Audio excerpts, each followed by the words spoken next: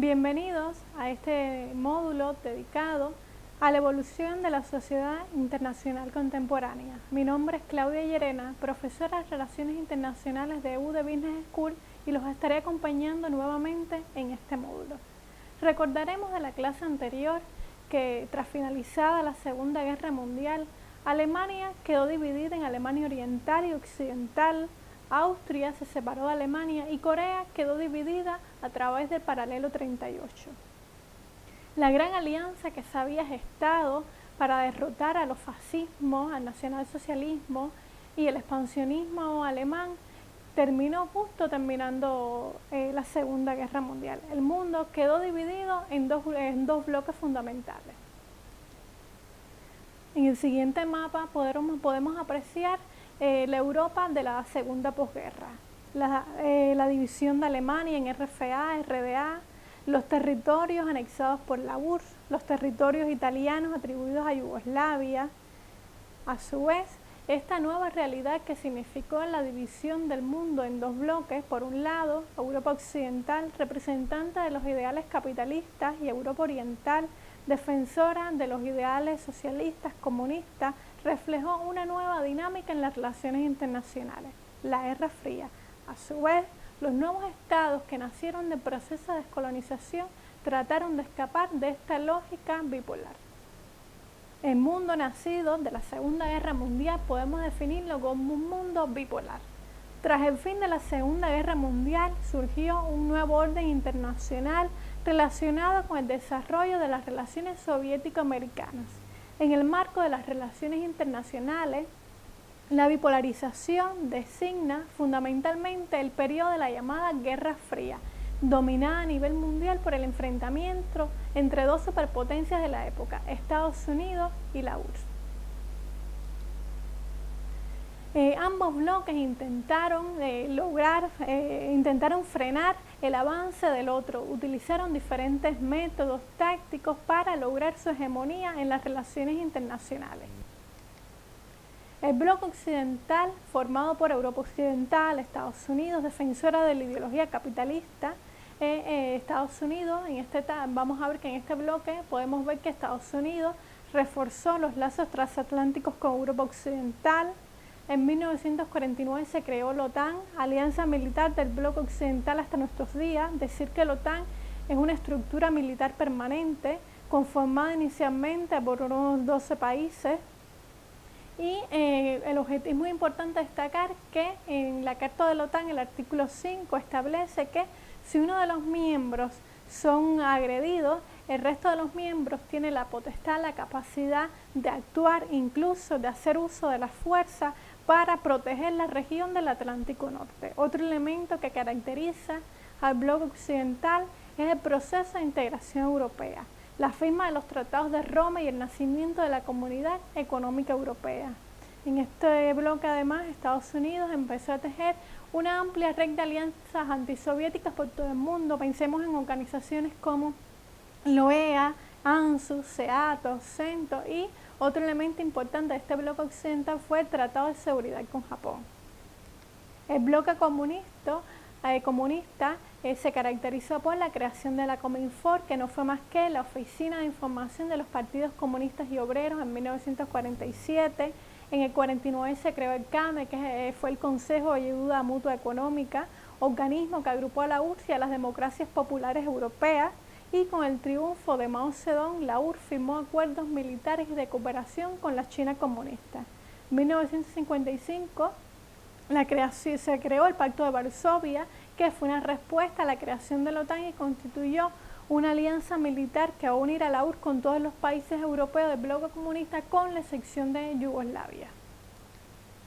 Por su parte, los países no alineados, recordemos que habíamos dicho que los países que emergieron del proceso de descolonización trataron de, en la medida de lo posible, mantenerse al margen de esta lógica de las relaciones internacionales bipolares.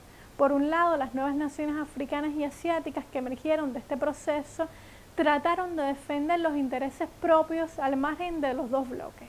Con ese objetivo se celebró la Conferencia Afroasiática de Bandung en 1955, donde nació el movimiento de países no alineados.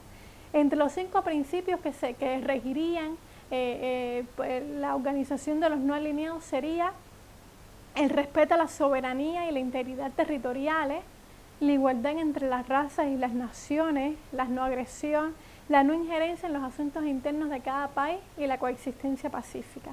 La conferencia de Bandung tuvo gran significación, pues otro de los elementos que la caracterizaron fue la denuncia al régimen colonial todavía imperante en África, y participaron grandes figuras de las relaciones internacionales del llamado, del que se comenzó a llamar el tercer mundo, que serían Gandhi por la India,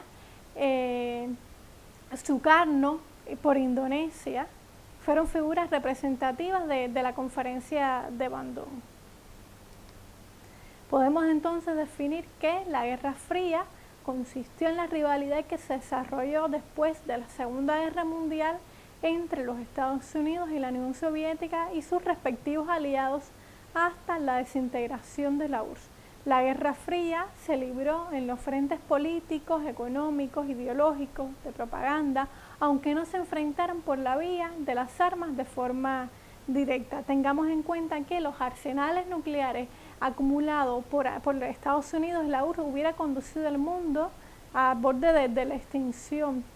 Este término de Guerra Fría fue utilizado por primera vez en los Estados Unidos por el financiero y asesor presidencial Bernard Baruch y popularizado por el periodista Walter Lippmann en el año 1947.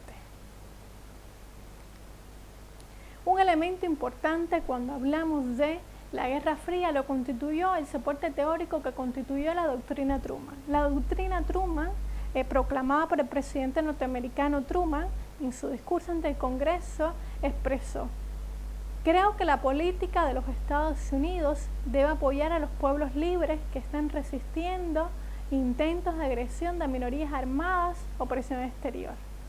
Fue la primera expresión importante de la política norteamericana de contención del comunismo durante la Guerra Fría y constituía una oferta basada en asistencia militar y financiera de los Estados Unidos dirigida a los países decididos a oponerse a las presiones comunistas. El mundo de la segunda posguerra se caracterizó, como habíamos dicho, por el auge de los movimientos independentistas y nacionalistas. Los movimientos nacionalistas de Asia y África lo podemos ver en el siguiente mapa, cada uno localizado. Durante estos años, Inglaterra y Francia se vieron obligados a reconocer las independencias de Líbano, Irak, Egipto, Jordania. La India logró independizarse en 1949 al frente del movimiento independentista india. Se destacaron figuras como Mahatma Gandhi y Jawaharlal Nehru, y finalmente en el 49 lograron la independencia y el país quedó dividido en dos, la India y Pakistán. En esta misma etapa, el movimiento sionista logró el establecimiento del Estado de Israel. El establecimiento del Estado de Israel condujo a las disputas y a los conflictos entre el pueblo palestino y el pueblo judío, conflictos permanentes en nuestros días.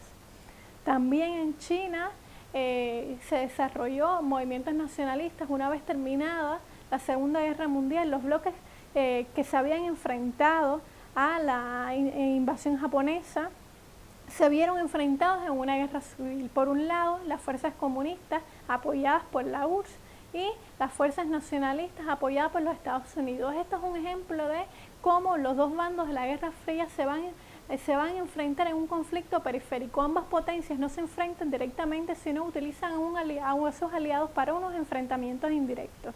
Finalmente, China logró el establecimiento de una república socialista con la figura de Mao Zedong al frente. Tras la guerra podemos ver que Europa había quedado devastada y Estados Unidos ideó el plan Marshall. El plan Marshall, que fue el programa de recuperación europeo, inyectó a la economía europea entre 1947 y 1952 alrededor de 13 millones de dólares.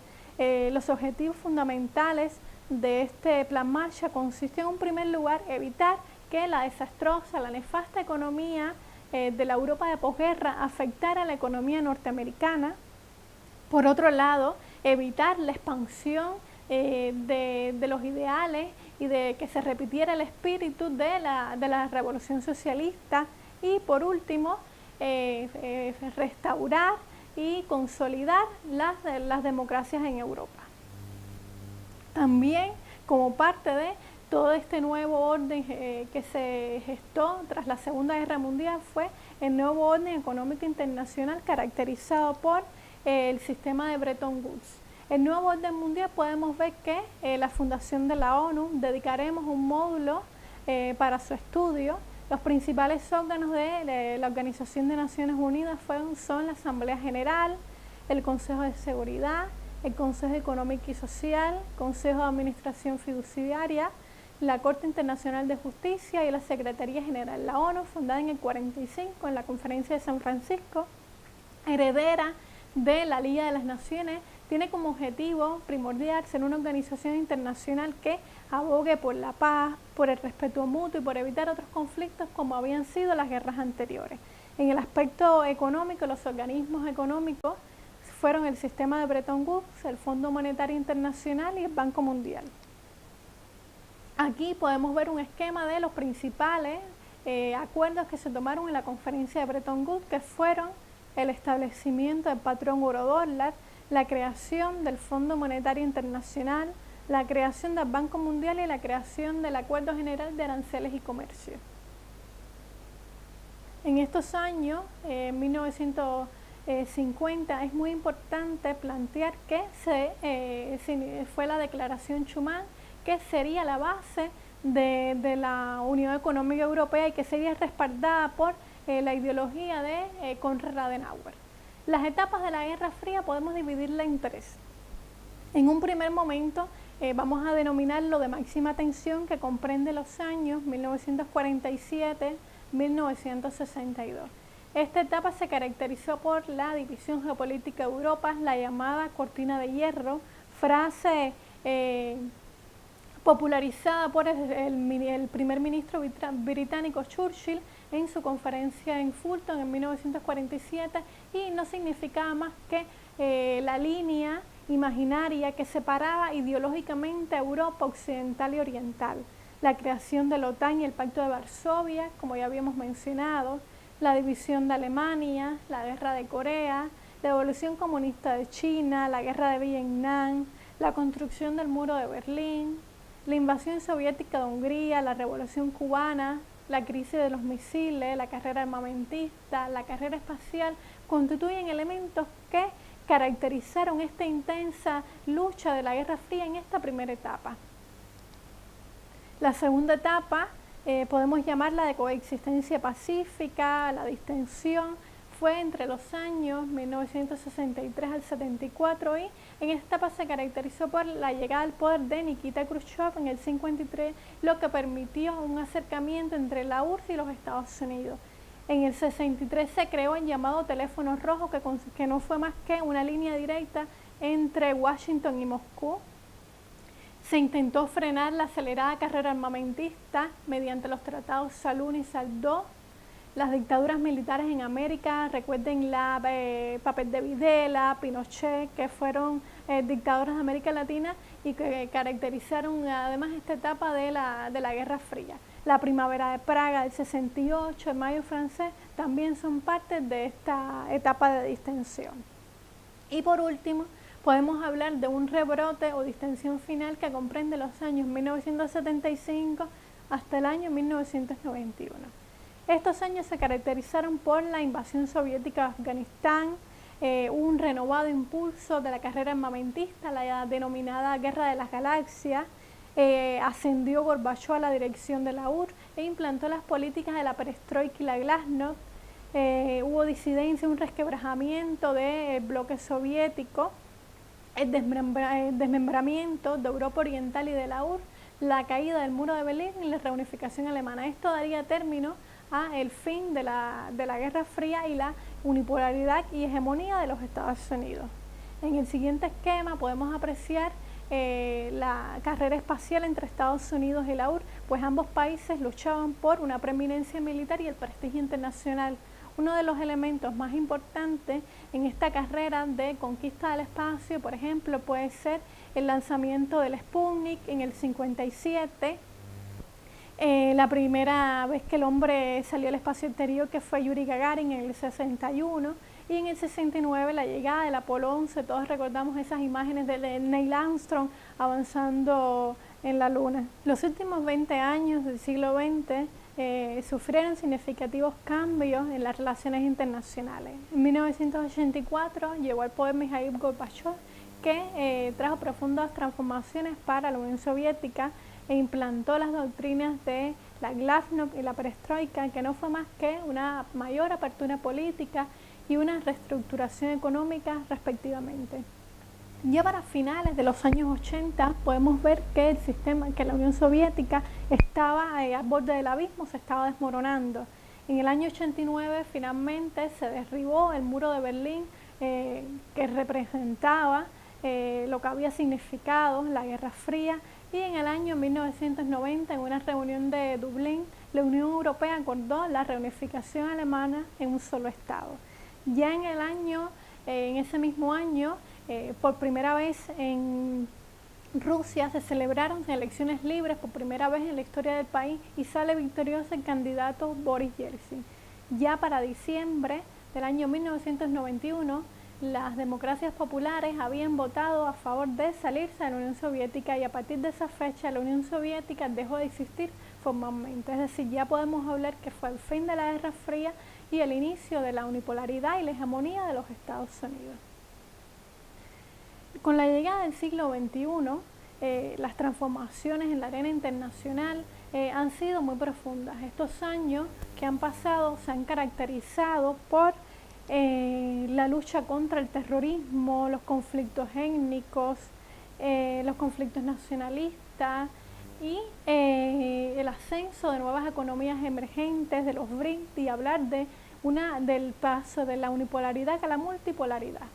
En 2001, con el ataque de las Torres Gemelas del 11 de septiembre del 2001, Estados Unidos va a comenzar la lucha contra el terrorismo. Comenzó pocos días después del ataque una ofensiva contra el régimen talibán de Afganistán.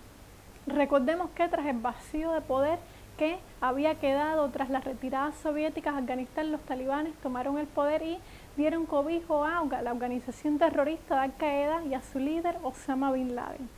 Finalmente, en el año 2014, Barack Obama, el presidente norteamericano, dio por finalizada la misión ISAF-OTAN, pero acordó que fuera una retirada parcial de las tropas norteamericanas.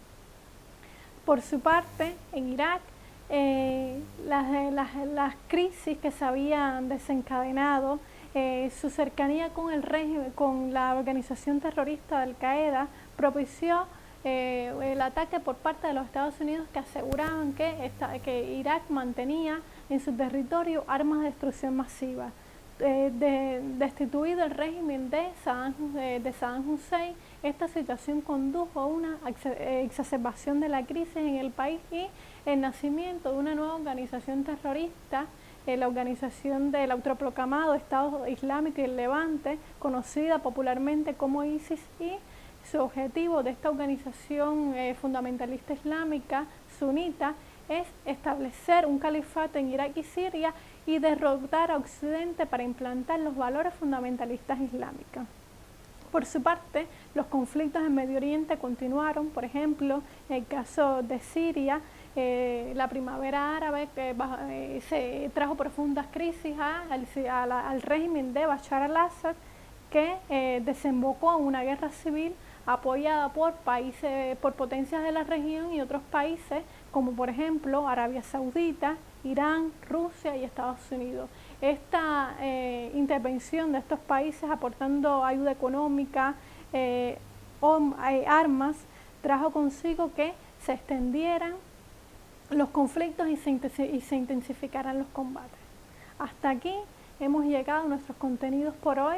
Esperamos que hayan podido comprender toda esta evolución de la sociedad internacional hasta nuestros días, y les recomendamos que consulten la bibliografía que les hemos recomendado para seguir profundizando en el tema. Nos vemos en un próximo módulo. Muchas gracias por su atención.